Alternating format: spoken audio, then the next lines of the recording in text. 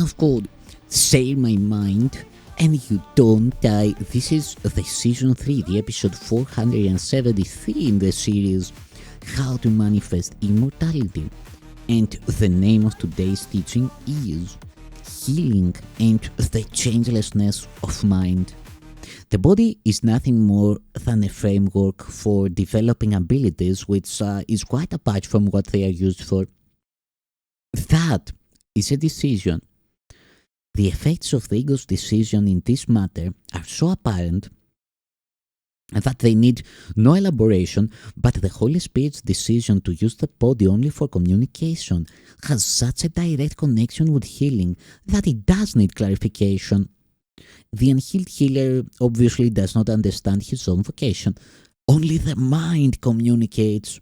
Since the ego cannot obliterate the impulse to communicate because it is also the impulse to create, it can only teach you that the body can both communicate and create and therefore does not need the mind.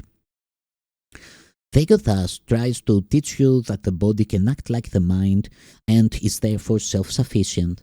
Yet, we have learned that behavior is not the level for either teaching or learning, since you can act in accordance with what you do not believe.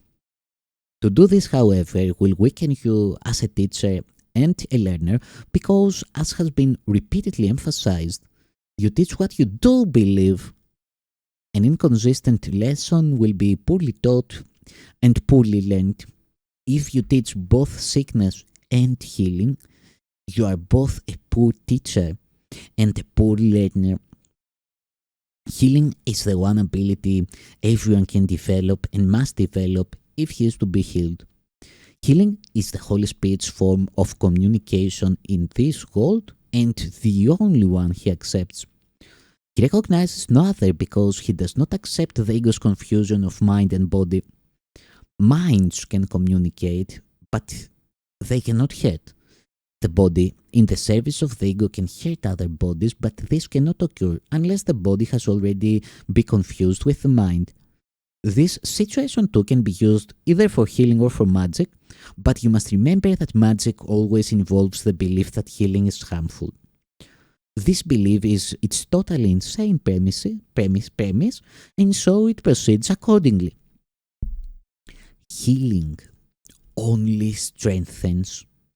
Magic always tries to weaken. Healing perceives nothing in the healer that everyone else does not share with him. Magic always sees something special in the healer, which he believes he can offer as a gift to someone who does not have it. He may believe that the gift comes from God to him, but it is quite evident that he does not understand God if he thinks he has something that others lack. The Holy Spirit does not work by chance, and healing that is of him always works. Unless the healer always heals by him, the results will vary. Yet healing itself is consistent, since only consistency is conflict-free and only the conflict-free are whole. By accepting exceptions and acknowledging that he can sometimes heal and sometimes not, the healer is obviously accepting inconsistency. He is therefore in conflict and is teaching conflict. Can anything of God not be for all and for always? Love is incapable of any exceptions. Only if there is fear, the idea of exceptions seems to be meaningful. Exceptions are fearful because they are made by fear. The fearful healer is a contradiction in terms and is therefore a concept that only a conflicted mind could possibly perceive as meaningful. Fear does not gladden, healing does.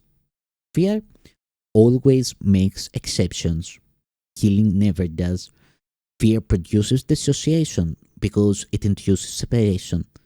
Healing always produces harmony because it proceeds from integration. It is predictable because it can be counted on. Everything that is of God can be counted on because everything of God is wholly real. Healing can be counted on because it is inspired by His voice and is in accord with His laws. Yet, if healing is consistent, it cannot be inconsistently understood Understanding means consistency because God means consistency. Since that is his meaning, it is also yours. Your meaning cannot be out of accord with his because your whole meaning and your only meaning comes from his and is like his. God cannot be out of accord with himself and you cannot be out of accord with him. You cannot separate yourself from your creator who created you by saying he's being with you. The unhealed healer wants gratitude from his brothers, but he is not grateful to them. And that is because he thinks he is giving something to them and is not receiving something equally desirable in return. His teaching is limited because he is learning so little. His healing lesson is limited by his own ingratitude, which is a lesson in sickness. True learning is constant and so vital in its power for change that a son of God can recognize his power in one instant and change the world in the next. That is because by changing his mind, he has changed the most powerful device that was ever given him for change. This in no way contradicts the changelessness of mind as God created it, but you think that you have changed it as long as you learn through the ego. This places you in a position of needing to learn a lesson that seems contradictory. You must learn to change your mind about your mind. Only by this can you learn that it is changeless. When you heal, that is exactly what you are learning.